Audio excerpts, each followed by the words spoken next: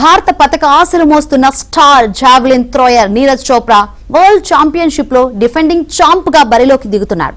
ఇవాళ qualifying round జరగనుంది.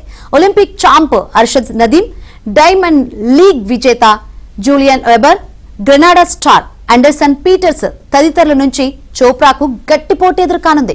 Group ఏలో చోప్రా, గ్రూప్ బిలో నదీం ఉన్నారు. ఫైనల్ చేరితేనే వీరిద్దరూ ముఖాముఖిగా తలపడే అవకాశం ఉంది. రేపు ఫైనల్ జరగనుంది.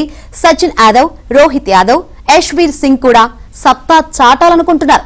ఒకవేళ చోప్రా స్వర్ణం సాధిస్తే చెక్ legend Jan Zelezny, Anderson Peters తర్వాత టైటిల్ ను నిలబెట్టుకున్న మూడో అథ్లెట్ గా రికార్డుకెక్కుతున్నాడు.